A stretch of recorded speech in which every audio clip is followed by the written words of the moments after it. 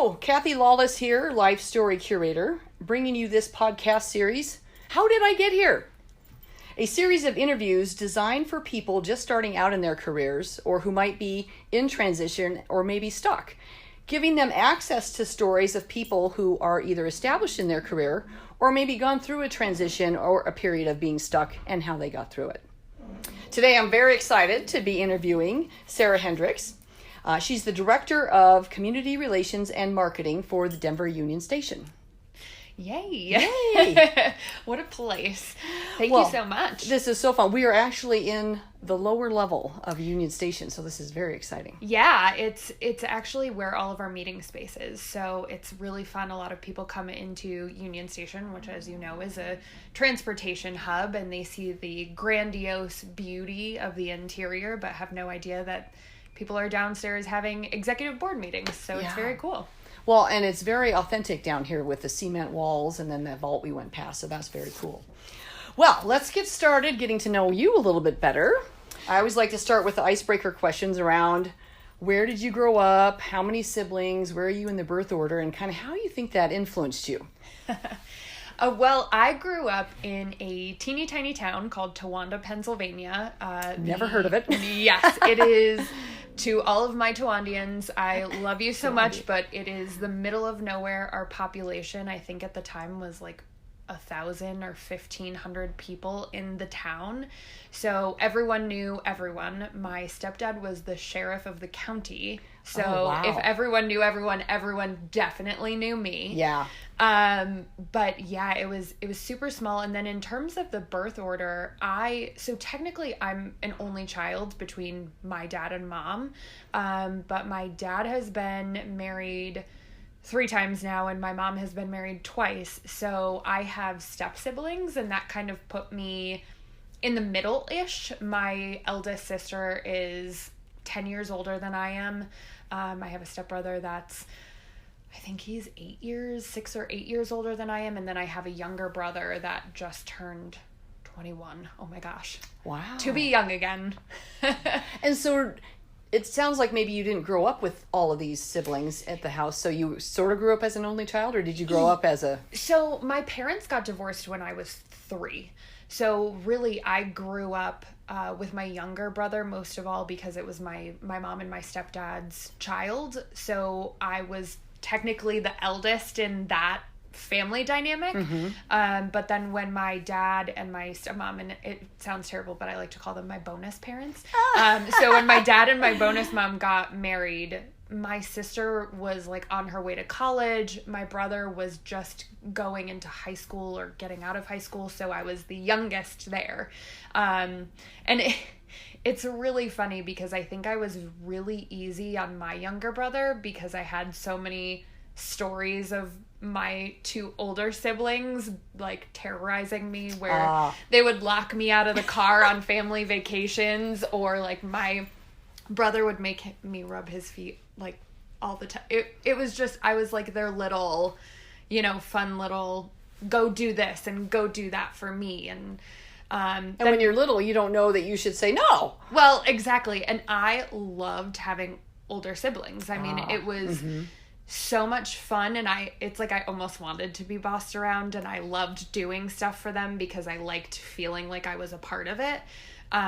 So when my younger brother came around, I think I really was more, I don't want to bully you, I want to take you under my wing, although I'm sure I did at times. Yeah, his perspective might be different, right? Yeah, honestly. It's always interesting to compare the notes of, like, maybe my siblings, right? We were 3 years apart. There's 3 of us in 3 years.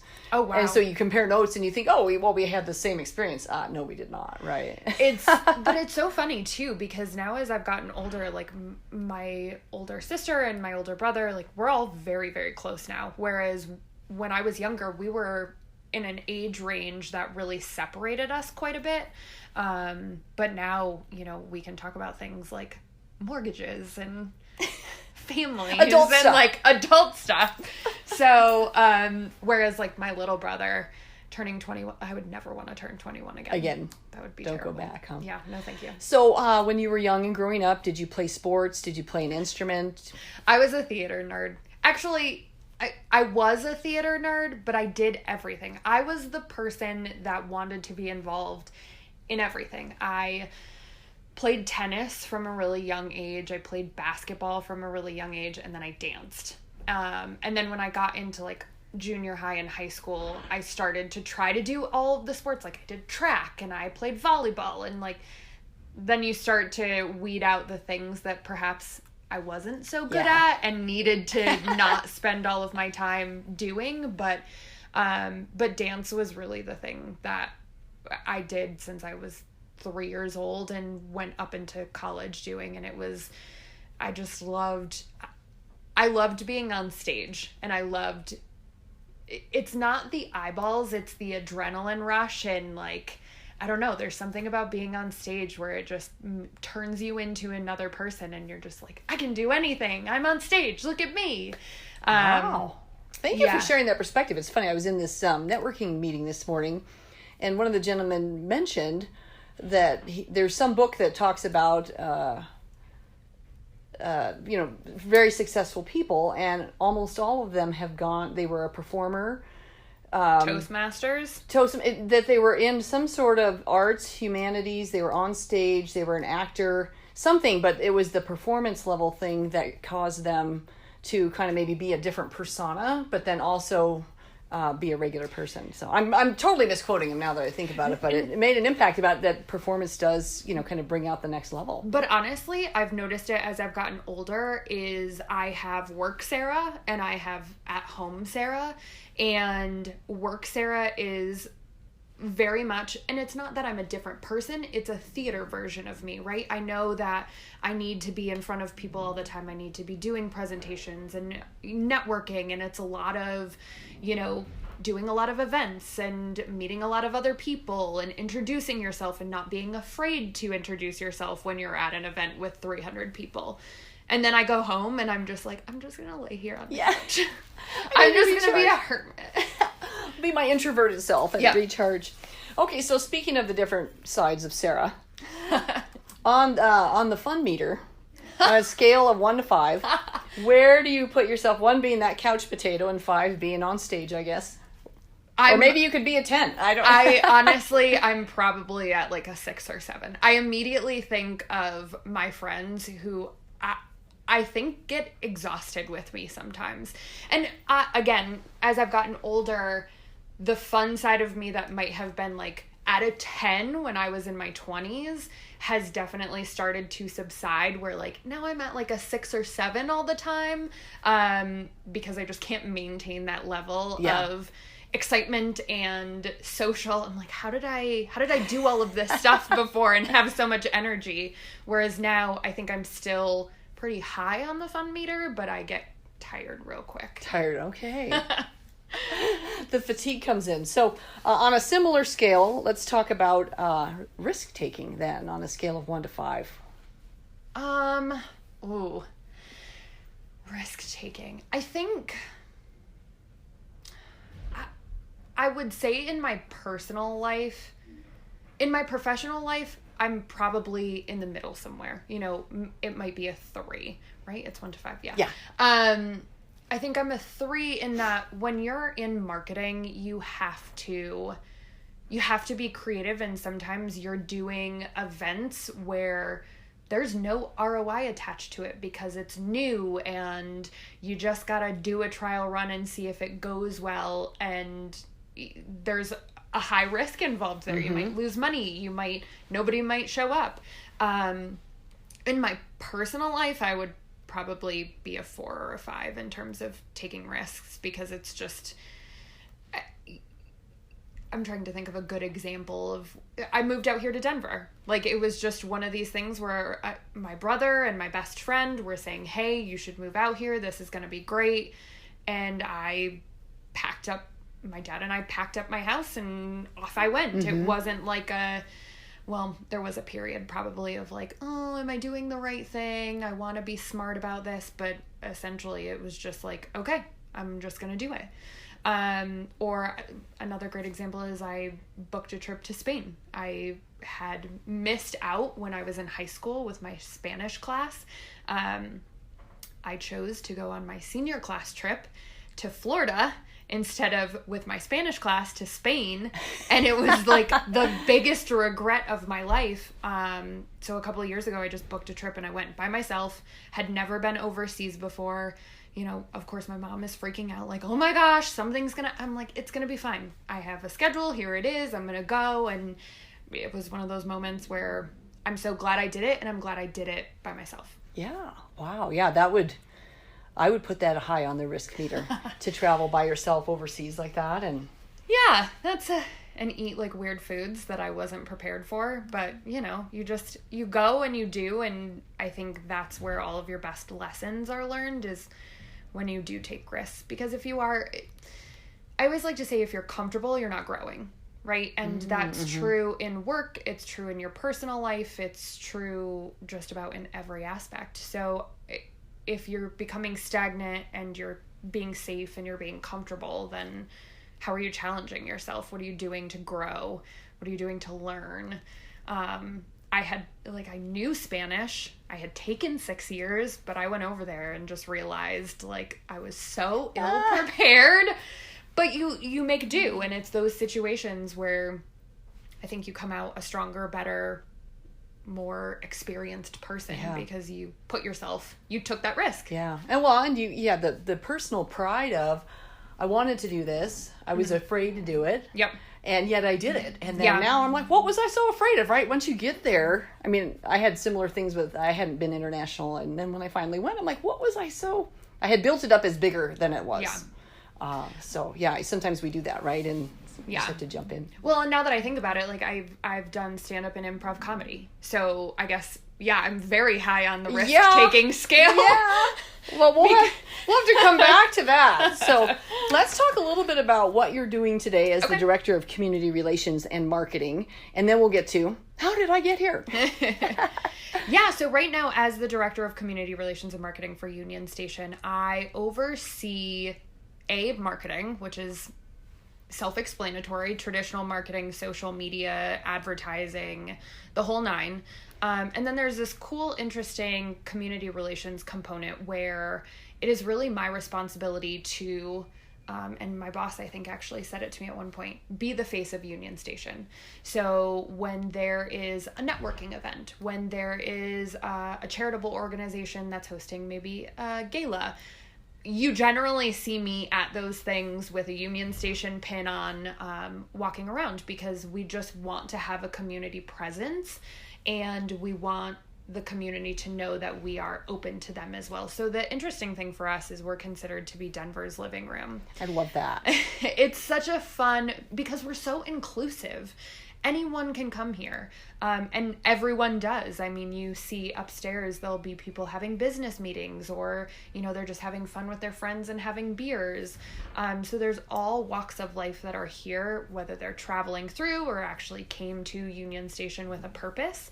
And this role really helps fulfill that inclusivity and making sure that people know that we're still here and we exist, even though no one needs to be reminded that Union Station exists. It is a landmark in this city. It is a landmark, but it was actually so popular when it kind of reopened or refreshed itself, and there was a big buzz about it. But now that's been how many years? So 5. 5. Yeah. So 5 years ago was the reopening of Union Station, and then most recently in July we celebrated that 5-year anniversary, because it's just become such a staple in the community. I mean, there is a level of wonder when you walk into this building that cannot be duplicated anywhere else. I'm sure people would say the same thing about, overseas, like the cathedrals and that sort of thing. Yeah. But for Denver, this is just such a wonderful, cool place, and I feel really honored to be the person that gets to go out and represent the building. Mm-hmm.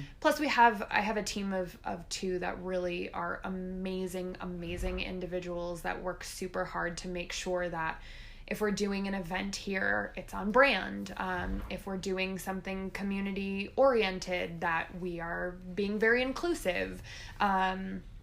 And we're all very mindful of how we take care of the building and ensure that it's, a place people want to come. Yeah. Well, I can tell by the way you talk about your role, even, that you're the face of Union Station, but then you're also, Union Station is the living room of down. I mean, when you kind of put it in those terms, it's a different level of how you feel about it, how and who you're being when you're in the building and when you're representing the organization. So very cool.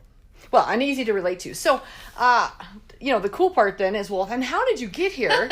So let's go back to junior high and high school. I mean, where was marketing always something you were looking at? Or I don't know. Honestly, I think when I first had a dream, it was legitimately to be Mariah Carey. I'm not even kidding. I have a fun story about that. I used to prank phone call my mom, and this was when you had a garage phone and a house phone, and I would go to the garage. So these are landlines. Right? Okay. You would dial, hang up, hear it ring, pick it up before, she picks it up, and then I would pretend to be Mariah Carey telling her that, I was now a star and I needed to leave. And my mom would always be like, Sarah, hang up the phone. But, I mean, I went through so many phases of what I wanted to do, and I feel like I always ended up having some sort of existential crisis of who am I and what do I want to be? Where do I want to go? So I went from, at one point, I wanted to be a forensic psychologist who went to crime scenes. I don't like blood. I could have never, there's no way I could have done that. I wanted to be an English teacher at one point in time. I wanted to be Juliana Rancic from E! News. I mean, it just, you name it, I had the vision at one point in time that that's what I wanted to be. I think, too, when you're in theater and you are a dancer and you do the whole nine, there was a point in time where I wanted to be a Rockette, right? That's an aspiration when you're in junior high. And then really when I started to get into high school was when I think I started to refocus, because you have all these dreams in junior high that being a Rockette is a real thing, which it is. There's somebody out here who did it. I just saw them on the parade last so week. Cool. They were out dancing. And Broadway was another one, right? I'll be on Broadway. And then when I got into high school, it was okay, maybe I want to be an editor of a magazine. Maybe I want to write books. I think it took a turn from me really wanting to do stage theater full-time to how do I do behind the scenes, quote-unquote, theater or creative things full-time, because I did a lot of creative writing, and I was involved in a lot of those organizations in my high school that allowed you to be creative. So I started to move down that path. And then once I got into college, it was just seemed like the right path was communications, because it was so broad and it encompassed everything that was, it's not theater, but it had all of the right pieces in the direction that I wanted to go. If it was, do you want to be a teacher and teach English? Do you want to do journalism? Do you want to do, I'm trying to think of what else was under the communications realm,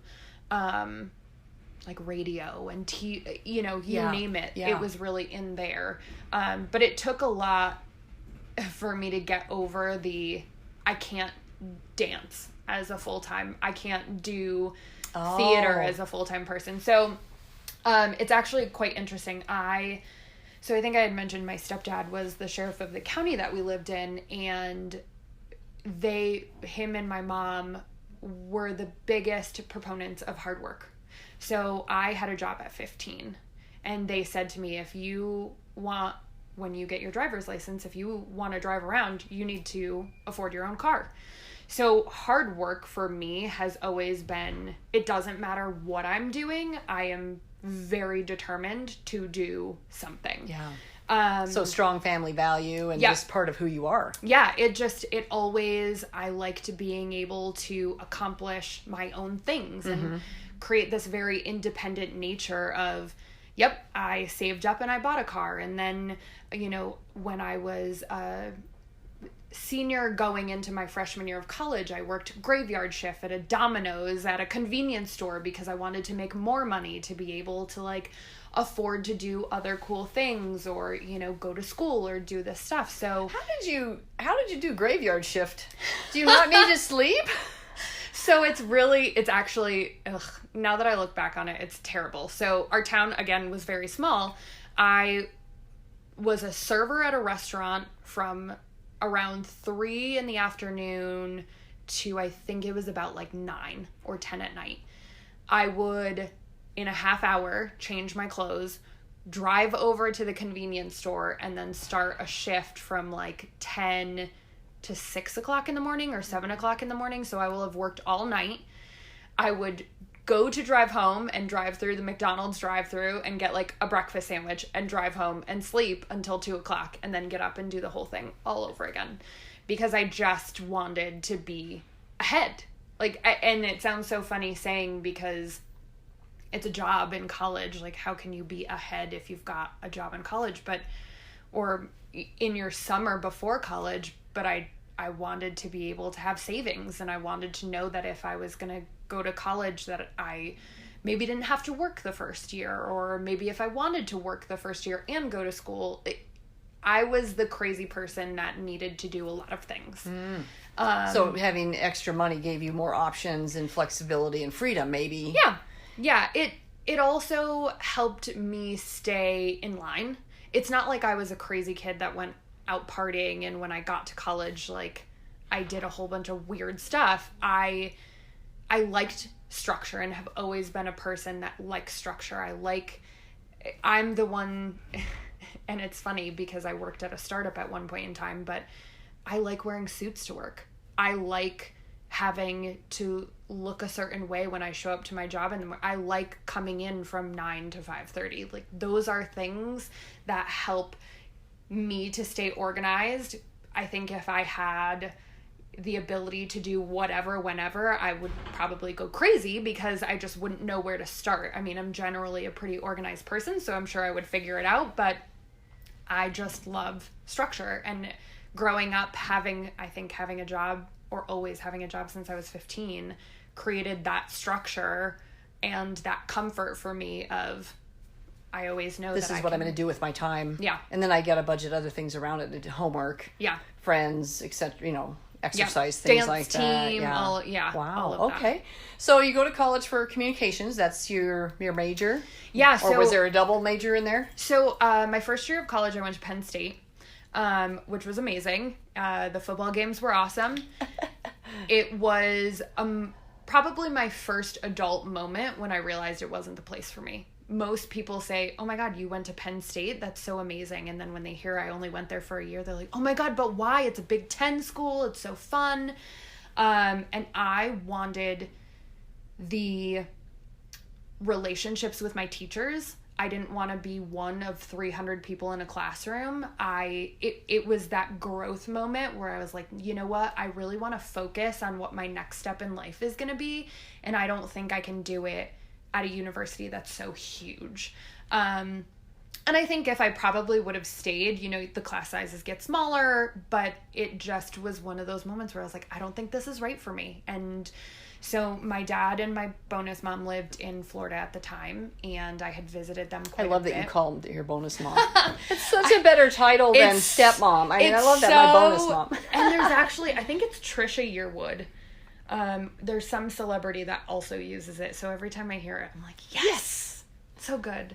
But they lived down there at the time, and my dad proposed me with, hey, if you come here and you go to school full time and you get a job, you can live with us. And so I started looking at universities that were nearby their house so that I could be a commuter student and live at home and work, a part-time job and go to school, which, as we know, the structure is amazing for me. And ended up getting accepted to Florida Atlantic University in Boca, and risk-taking. I just picked up all of my stuff after my first year of college, and my dad came and moved me down to Florida, and I started going to school. Wow. Yeah, it was pretty, and at that time, Penn State had communications I had communications as my degree at Penn State, and when I went to Florida Atlantic University, I actually ended up getting more structured and was a multimedia journalism major. So when I graduated, I had double majored in multimedia journalism and interdisciplinary studies in arts and humanities with a minor in English. So I basically had said, I'm going to do television as a journalism person. And if that doesn't work, I'm going to do all these arts and humanities classes from like women's studies to film. I did everything that I possibly could because I wanted to see what it was all like. And then my backup plan was I'll be an English teacher, and that's why I might My backup plan. My backup to the backup to the backup, yeah. But FAU was such an amazing experience because the classes were small. At the time, it was a small commuter college, and you really got a lot of hands-on experience. And I, having worked a couple of like server jobs at that point, knew I needed hands-on experience outside of the classroom in order to better learn. So I did a lot of internships when I was in school. I interned for Clear Channel, which is now iHeartRadio. Oh. I can't believe that it's changed.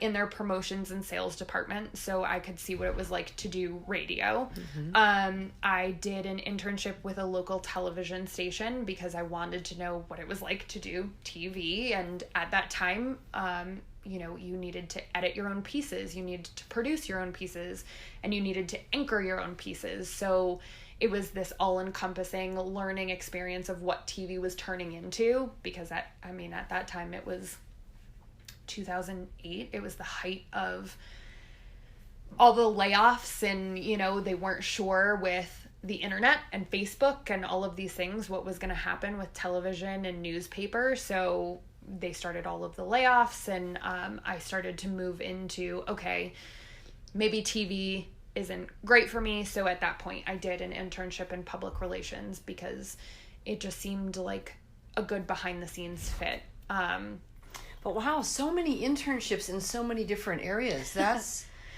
impressive because, it really, you don't know until you get into the real world. That's what most people figure out, right? Is you got to do it to... I feel, and I was actually an advocate for our career development department and would speak to classes that were still in school when I was a senior about the importance of doing career development, of doing internships, of going out and experiencing it, because while I love my degree did not teach me what I needed to know. It was all the experiences I had in my internships that really were so valuable to my experience level and to deciding what I really wanted to do. I feel bad for these students that go to college and they just think like, and I think it's to be fair, I think if you're going to be a lawyer, you know what you're getting into. And if you're going to be a doctor, you know what you're getting into. But with something as broad as communications or marketing or journalism or whatever. Or even a business degree. Or just a business degree, right? Like,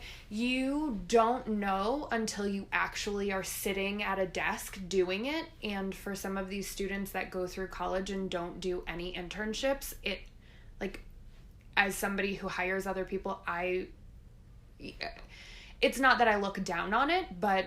You look for it, right? I look for it. Exactly. Yeah. Because I want to know how proactive you were in trying to figure out if this was the right path for you. Granted, saying that, I don't think we know what the right path is in general, but everything we do now is so different, and to not have any experience in social media or to not have any experience in what marketing is or what public relations is, you're walking in blind, and it's tough to teach people. Yeah.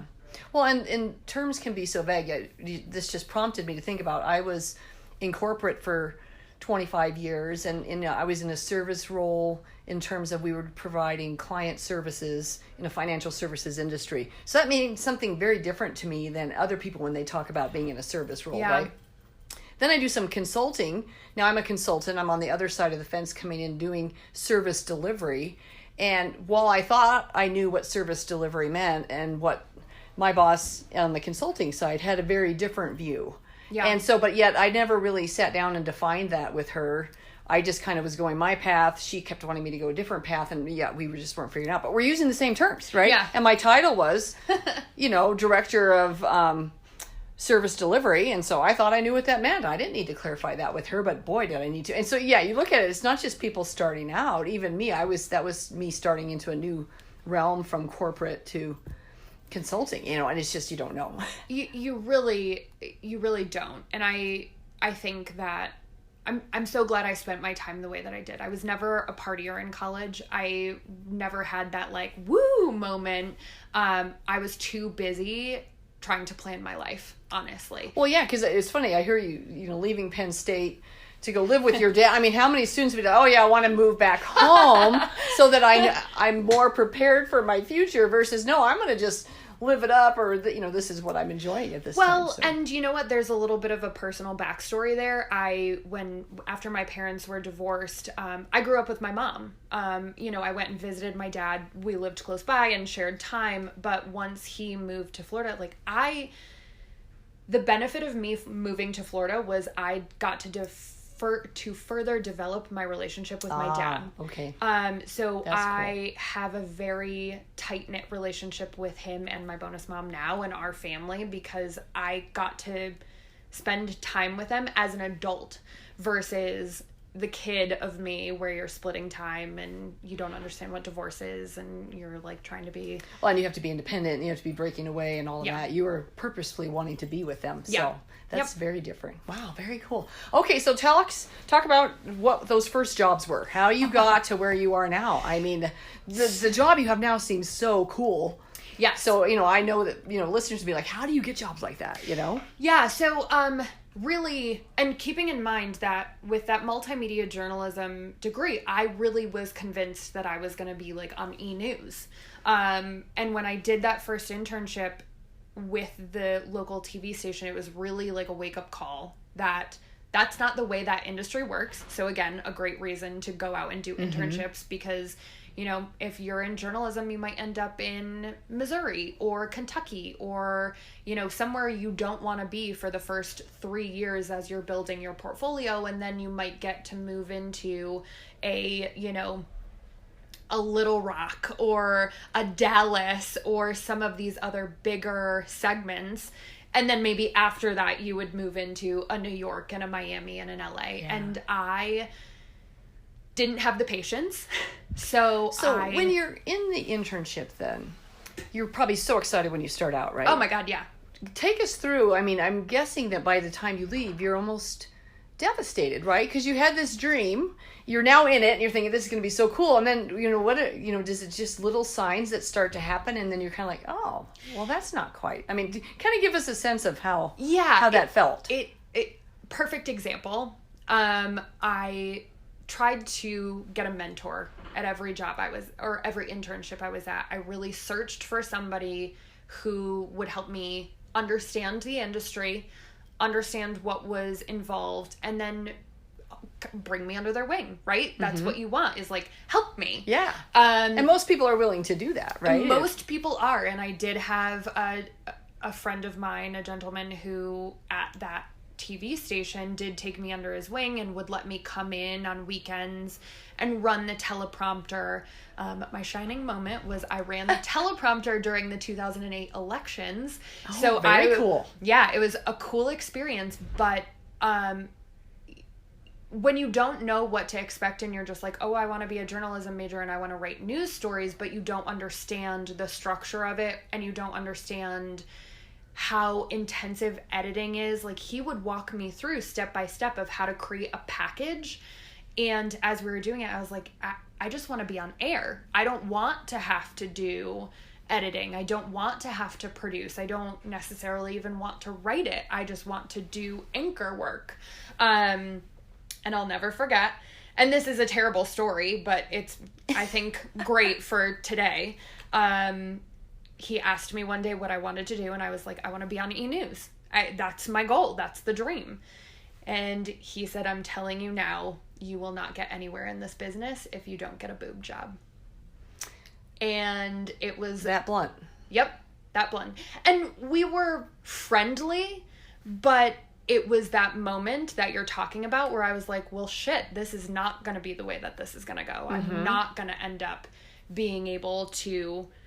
I don't want to have to change myself to move down this route. And it was devastating because he really made it seem like this one cosmetic thing was going to be the reason that I couldn't do what I wanted to do. Now, granted, he was full of shit. Sorry, am I allowed to say that? Yeah, go ahead. Okay.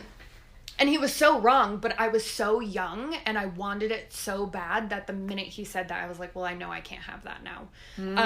And that's when I decided to go into public relations, because you still get to work in the journalism field. You're still working with writers and authors and TV personalities, but you're doing it behind the scenes, and that felt safer to me than to try to keep going down this path that somebody has already said, like, nope, not happening. Yeah. And in hindsight, I should have, gave him the finger and said, I'm going to do this if I want to do it. But And maybe checked with others to see if it was true. Yeah. And you know what? Honestly, I don't know if I've even talked to that guy. I'm sure I haven't. He might have said it as a joke, but it just, in this day and age, that's a terrible joke. Yeah. But also, he wasn't very intuitive into, I was like 19 or 20. Yeah. And I'm the impact of his words. Impact of his words. Exactly. So I think that was the one moment that I really was devastated and was like, no, this is not the industry I want to be in. These are not the people I want to be around. And yeah, it was a wake-up call. And it's, to your point, it's just so sad because it's like you're letting that dream go. And I had to find something else. So I was lucky enough that when I was in public relations, I had a wonderful mentor, two of them actually, Megan and Linda, that I worked with, and they just took me under their wing and they showed me everything that I needed to learn about what PR was. So this was another separate internship? Yep, a separate internship. I guess the other really good part about the internship is that there's an end to it, right? Yeah, thank God. So in your case, you're right, you thank God, but I also have interviewed other people and they got to, because the internship was a good fit, then they continued on. They got hired on that organization. So anyway, thank God for you, there was an end to that one and you got to go into something else. But. Which it's actually interesting that you mentioned that, because this PR agency, I think my internship was 3 months. I ended up staying almost a year because they asked me to stay. And then later in life, they offered me a job. Wow. So it was incredible. And it was one of the most rewarding experiences because I developed my PR experience with them. And then to come full circle later down the road and have them say, hey, we want you to come work with us and for us. It was really amazing. But once that internship ended and school ended, it was 2010 and it was at the height of everyone is scrambling for jobs and everyone is scared and everyone was just looking for something. Mm-hmm. And it's really how I transitioned into marketing. I had been a server at a restaurant for 3 or 4 years while I was in college, and I had a regular that came in once a week, and they worked for a resort nearby. And I think I had been out of school 2 months. Oh, sweet mother. The 2 years would have been terrible. And they came in one day and said, hey, our marketing coordinator is leaving. Do you want to work for us? And it was actually PGA National Resort and Spa. So if you're familiar with golf, then you know that that's where the home of the Honda Classic is, which is a massive golf tournament. And within 2 weeks, I was hired as a marketing coordinator and started my journey in marketing. And of course, being that I had just gotten out of a PR internship and that was my idea of what I was going to be doing, moving into a marketing role with a hotel, like, I will never forget my mentor, Megan. I called her maybe the third day in, crying, being like, what am I doing? What is this work? What are these email campaigns? And like, what is all of this stuff? But I stuck it out, and I had a really wonderful boss who ended up being a wonderful mentor at that position, who it was the two of us as the marketing team, and I got to see everything from how a website gets redesigned to, it was the beginning and the blossomings of content creation in social media. So how do you run all these different Facebook pages? Instagram was not around at the time. Mm-hmm. And it was so hands-on. And I loved him so much. He was such a wonderful boss because he let me take charge of things just because. He would be like, I want you to learn how to do this, so you take this meeting. Or you go be the liaison for this. He allowed me to do so much more than what an actual marketing coordinator was doing, that I'm just so grateful he did that. Well, so when he put in his resignation, I was like, there's no way I'm staying here. You become so loyal to some of the people that you work with, and I totally understand when people leave and it ends up being like a mass exodus of people leaving because you are so tied to some of these individuals that have helped you grow. It's like a family. So he had left and I wasn't the interim marketing director, but essentially I was for about a month while he was gone, while they were trying to fill his spot. And the PR company who was doing the PR for the hotel, I think it was the first time I had met them. They were like, you should be working for us. And they waited 1.5 years and finally came to me after he had left and said, do you want to come work for us? And I said, yes. So that's how my next move happened, was now I went from doing marketing, traditional marketing in a hotel, to now I'm overseeing clients and doing public relations for clients and having, new business meetings and writing press releases. I'm back in that PR mode that I was several years prior. And did that feel more comfortable? Well, probably, you had this other experience under your belt. So yeah, I mean, everything feels a little more comfortable maybe. I'm very lucky. Every job I moved into was because of who I knew. And not in a sense of, I think a lot of people get confused with know somebody so you can pick up the phone and ask for a job. I've done a really fantastic job of maintaining all of my relationships.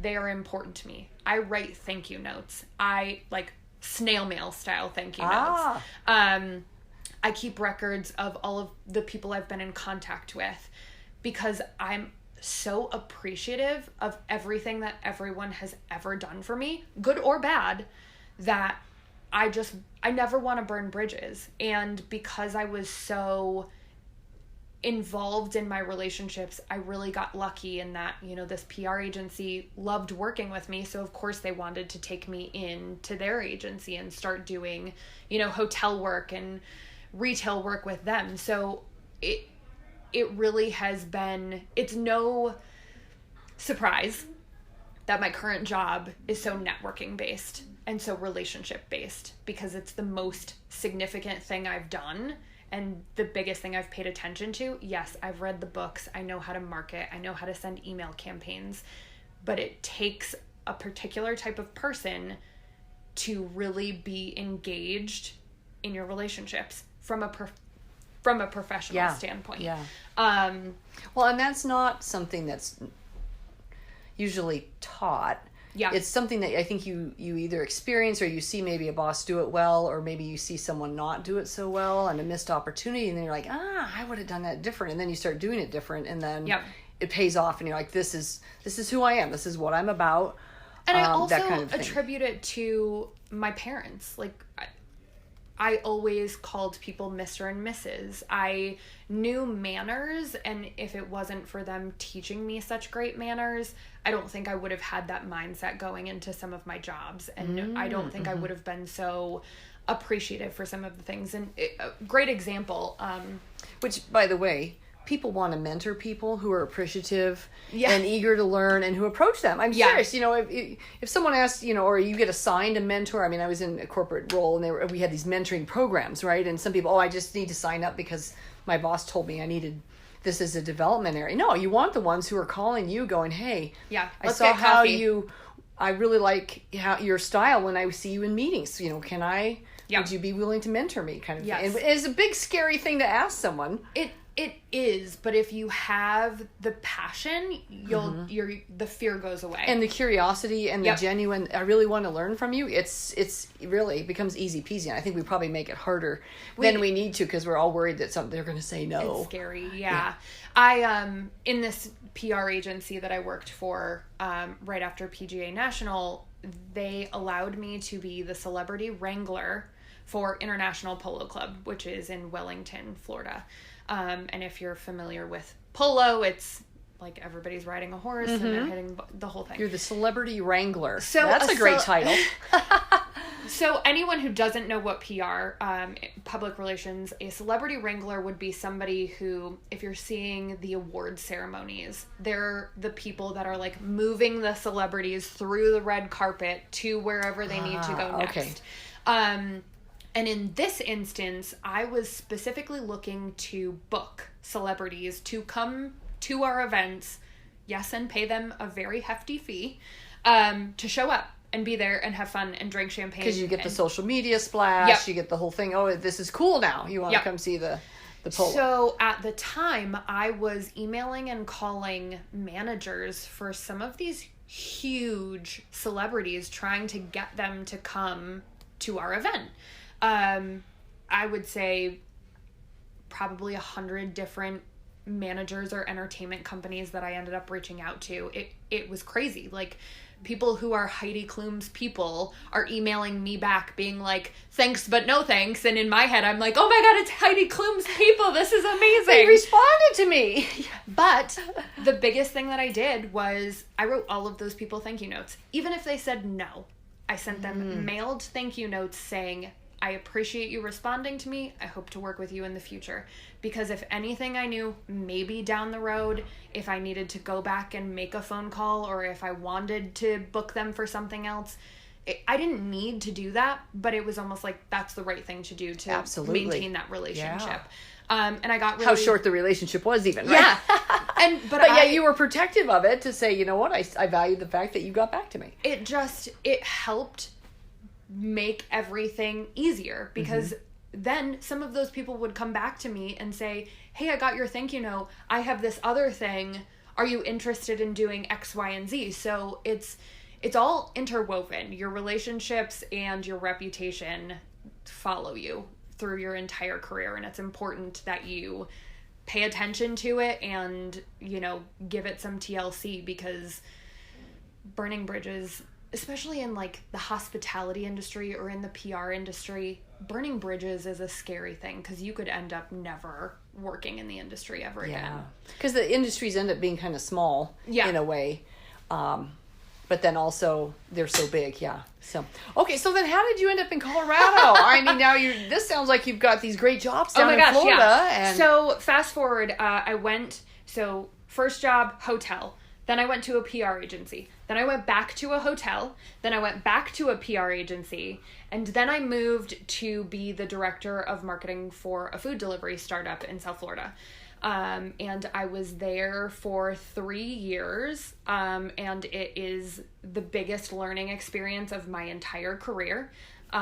Startup world is very different than hotel world. Yeah, then these big corporations. Yep. And, you've got so much structure, established, like hierarchy, the whole nine, and you walk into a startup and it was so much fun and challenging at the same time, and I learned so much. I mean, our CEO at the time was 31 years old. He had created this company where he had hired hundreds of people, and here we are, all of these 30-year-olds trying to do jobs that like 50-year-olds are now doing and have worked their entire lives for, building companies, and we're just all sitting in a room together like, you guys want to play ping pong? But it was the first time I experienced HR challenges in terms of, the CEO liked to hire his friends, which I totally get. He brought a lot of those people in, and it made it really challenging when you have issues. It made it really challenging for me because it was also a lot of men, and I was not confident. I did not have that confidence I have now to stand up to them, or say, this is the way it's going to be and I'll fight you on it. And I saw a lot of like really tough, like I had a friendship with someone at one point where I was put in a really awkward situation of, if the department isn't, gaining ROI, who, like, do I fire this person? Do I leave? there was so much business and pleasure intertwined, and it was really tough for a real structured person like me to try to deal with, because I thought I knew the right way to do it, but when you've got all these friends working together, there is no right way, and it's scary because you don't know what to do. And I felt very much on an island a lot of the time because we're all new and we're all trying to figure it out. But there was no one there. There was no mentor there for me to go to and say, hey, this is the situation I'm in. What do I do? And when I finally did get a mentor for that position, that person is saying, well, you need to fire this person and that person. In order to make this department go, you have to do X and Y. And I'm like, this is not going to fly with our CEO. Yeah. So, because when you hire your friends, you don't necessarily hire the right talent. Yeah. Or even the right fit culturally. I mean, there's so many dynamics that are now going on and accountability. Where does accountability play? Oh God, yeah. I mean, I think that, I'm really grateful for that experience. And in looking back, as much as I struggled at the very tail end of it, I can look back now and say I was not the right fit for that job. Mm-hmm. I think I'm very appreciative. I know I'm very appreciative. No, but it's, it kind of goes back to the person that you are, right? Like I said at the very beginning, I'm very structured. I like structure. I like wearing a suit to work. This was very much like Converse sneakers, jeans, t-shirts. Everyone was having fun.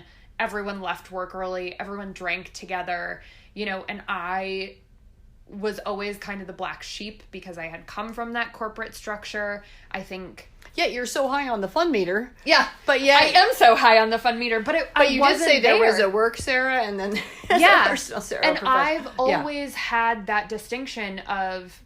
We're here to work, let's get it done. Yeah, exactly. Mm-hmm. And it was really challenging, and I tried to be friends, and I would try to go out, and then, I'd get too drunk, and then I'd feel like an idiot, and then I wouldn't want to come into work the next day because I didn't want everyone to think, poorly of me. It really, truly, it was 3 years of learning, and I'm so appreciative because it was so challenging, and it was at times so fun, and I gained so many wonderful relationships out of it, but I did gain a lot of not great things from it. But those not great things were the things that helped me say, this is how I don't want to be moving forward. Yeah.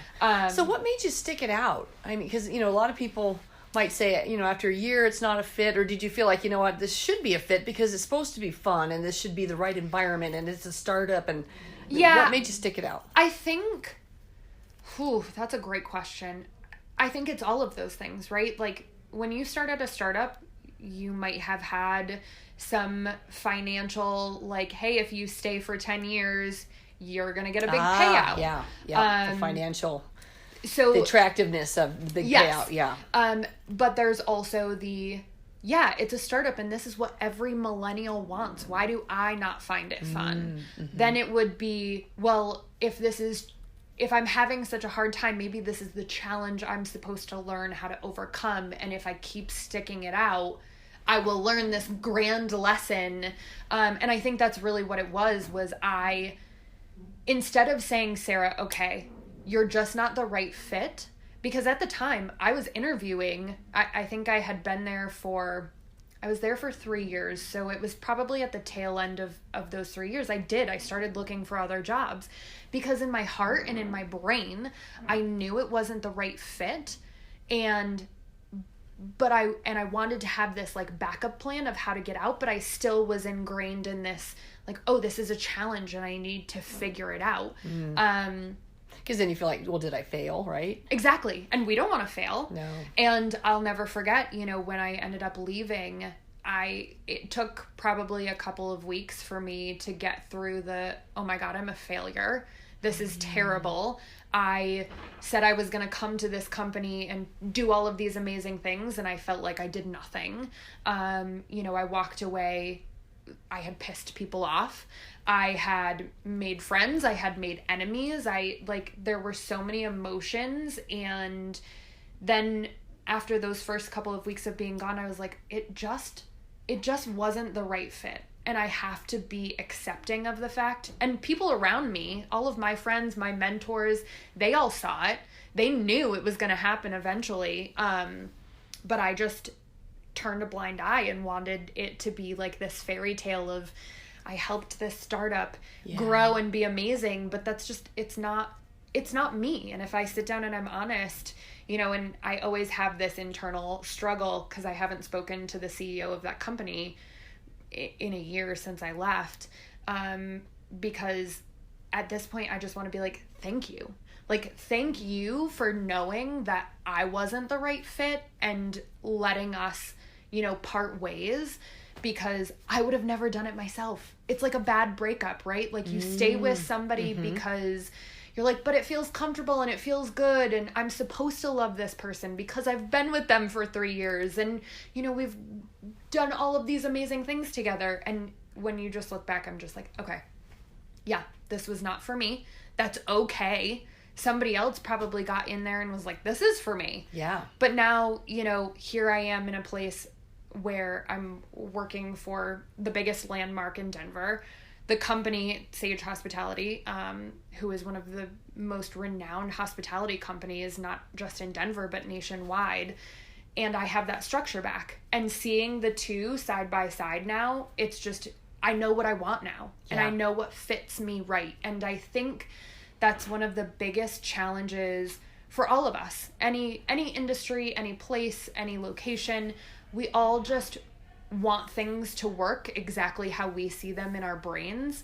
And when we sit down and we're really honest with ourselves and we say, okay, I'm okay with saying I like wearing suits and I can't work in a startup life. I'm okay with that now.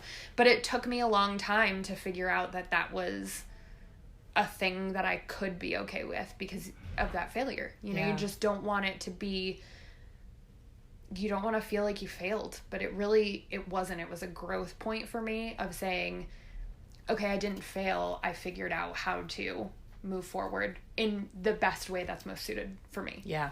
Yeah. Well, and I do think that's how you have to look at failure. I mean, I don't even want to ask people about failures because everything's a learning opportunity. But if you look at it as a failure, then it becomes this thing and then it's devastating. And then there's the shame and the wrong and all the different things that you kind of lay on yourself that are not positive and helpful in any way. But if you all look at it learning, then it's a very different perspective and it's moving on. And I think you can't really look at fit sometimes unless you have enough data points to compare it to. I mean, I do get the whole, I should want to be part of a startup. I should want to be in technology and the new sexy thing. But, you know, there's all the shoulding that doesn't really fit in there. So, well, and I think the other thing too is like my career is, you know, a year and a half at one place, a year at another place, 2 years at another place. I really bounced from place to place, and I'll get that question a lot. And a lot of people will say, oh, you know, like, why did you bounce around? You can't keep a job. Well, it's not that I'm not able to keep a job. It's that I stopped growing at that place and recognized it and decided it was time to move on. And I think that's the one thing I did wrong at the startup was I hit that point where I inside knew, excuse me, bless you. Inside I knew it was wrong, but I just tried to keep pushing through it. And I think we need to be able to trust, when you have that confidence, you need to be able to trust your intuition to say, I don't feel right. There is a reason for it. And it's trying to tell me something versus, you know, putting it off to the side and just putting it in a box and saying, I'm not going to deal with this right now. Because it just creates more of a problem. Yeah. And this is what work is. This is what being an adult is, right? Is that not everybody loves their job. You just have to kind of muscle through it. So then we probably need to start wrapping up. I could talk with you all afternoon, but so then how did you get then from startup in Florida to Colorado to this job? I mean, that's... Yeah, you got to get through that. It was very serendipitous because I had come out here, you know, life happens. You go through bad breakups and all sorts of crazy things, and I was kind of lost because by this time I had left the startup.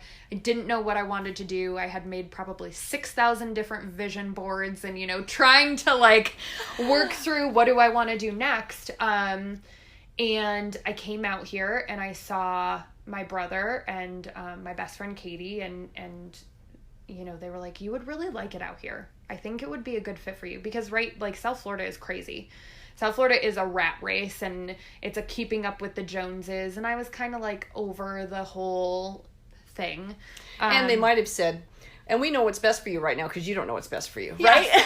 Exactly. Because for 3 years you haven't been doing what's best for you. And So they were like, come out here. And I said, okay, I'll be out by the first of the year. And I went back to Florida and I kept looking for jobs and started applying to places out in Denver at the same time. And I was getting more bites here than I was in Florida. And at that point I was like, oh, it's time to go. Right? Like, and that's where the risk taker thing comes in, where like, I left. And as my dad and I were driving out here to move me out, I got the call for this job. And I had not even lived here a week and had 2 interviews, had already accepted the position. And it's really interesting too, because a lot of people think because truly it's crazy. I am in a pretty high profile role to know everybody in this city. I do partnerships, I do sponsorships. So they were really truly looking for somebody that had a Rolodex of Denver. Yeah, they could come right in with their Rolodex, right? Exactly. And here I am, a South Florida-based like food delivery startup who knows no one except my brother and my best friend in Denver. And they hired me, but it's because I knew what they needed. And I knew I was the right person for the position. And back to the whole thing about relationships, I knew I could easily meet all the people that I needed to within the first 3 months. And that's what I did. I had coffees. I had cocktails. I had business meetings. I joined every organization I could think of. I was barely at my desk for the first, 6 months because I just wanted to be in the community because that's my job. And I knew when I walked in the door for the first interview that it was the right place. And when I met my now boss, I knew she was the right person to help me on my next, path. And it just all fit. It was very, very much like this serendipitous moment where it was like, okay, I'm gonna move to Denver. And then all of a sudden everything just kind of fell into place. And it's funny, I hate to say, it's not like luck or whatever, but it really did. It was like my life was in shambles and everything didn't make sense. And now looking back, I'm like, thank God I just did it and stuck it out and took that risk. Yeah. Wow, I'm probably like an 8 on the risk scale now that I think about it. Well, and what's cool is that you made a bold decision to move here, and then that started a whole series of events. Yeah. And if you'd have been wishy-washy about it, and it sounds like you were kind of in the very, very beginning, yep. And then you're finally like, no, I'm going to apply there, and then you're like, no, I just need to be there, and then you were here. And I think that that's really, I also took the time from when I left Florida to moving here and getting this job to really evaluate where I was 30 at the time, and I was trying to evaluate my life and where I wanted to go and who I wanted to be. And I was reflecting on all of these, jobs I've had in the past and the last 3 years that I spent. And again, it's where that appreciation comes into play instead of being like, well, to hell with everybody. I'm so angry about everything that's happened, or this was a really bad situation. I'm so grateful because I am the person now because of all that shit that happened. And that to me is the best thing I could have learned. Like all of the mentors that have stuck it out with me who said like, you really need to change jobs. And I was like, no, I've got this. Or to like my parents who, listened to me cry on the phone about how much I hated, working at one of the hotels.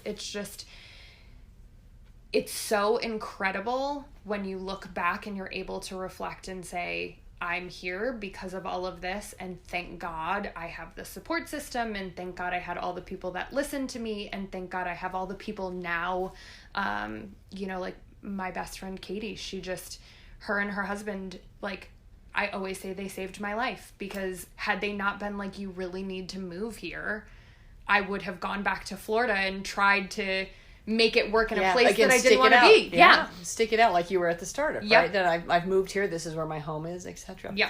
Well, and for those of you listeners who have been following the series, Katie was, let's see, which number was she? Katie was interview number 12. So if you remember Katie Arverson, so it was very fun to come full circle. And she introduced me to Sarah, which is kind of how this all started. So one last question, because we do have to wrap this up. Yes. But I just loved the journey. I mean, and this is what I love about these podcasts, is it's really, when you look back, you see this thread and this theme, and it's so powerful about how you got to where you are, and you're so grateful for that. So that's amazing. What do you think is the smartest thing you've done that you think other people could benefit from? Can we go another hour? Is that possible? Just kidding.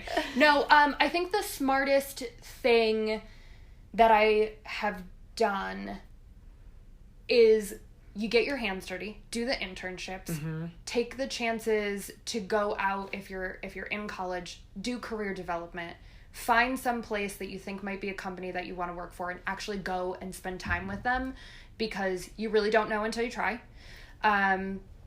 Keep records of your contacts.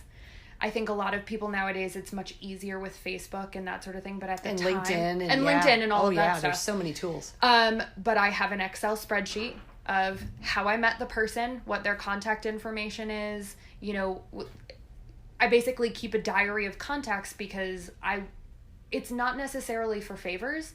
It's because I still send those people Christmas cards, or I still send them thank you notes. Or you happen to cross something that probably you think they might be interested in, and you might just send them a note about that. I always, relationships. Keep tabs on them, help them, like water them, help them flourish. There is not one time, real quick, last story. I had a friendship that kind of fell apart. And when I moved out here, I was introduced to a company, and when I was introduced to the company, I thought of this friend, now not friend, and was like, I have to connect these two people.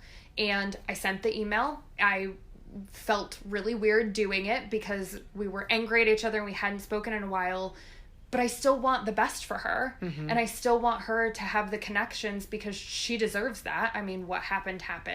And that's the way I feel about all of my relationships, and I, try to do a much better job of maintaining them. That was a bad example, but just take care of your people and take care of the relationships you're building from a professional standpoint. I think we all go home and we tell our boyfriends that we love them, but what about all the people you're with in your office, and how are you maintaining, the people you're networking with? So make sure you're taking care of those. That's the best gift, because they're going to help you down the road. Yeah. Or you're going to help them. And you never know. Yep. You just never know when it's going to come to a point where you need each other, or not even need, just you want to be around each other. Yep. And there's something really cool there. Exactly. Well, Sarah, thank you so much for you. sharing your story and your insight, and the things that worked well and the things that didn't go so well, because that's what life is, right? It's just a journey and learning, and I definitely see that in you. So appreciate the gratitude that you shared in all of this. So, and listeners, if you like today's podcast, please subscribe, and so you can get alerts for other podcasts coming in. Or if you have questions for me or for Sarah, you can post that on my website. You may have found this on your own Apple or Google or whatever podcast channel, but I also post these interviews on my website, lifestorycurator.com, which is where you can post questions for me or for Sarah, and I'd be happy to respond there. So thank you so much. Thanks, Kathy.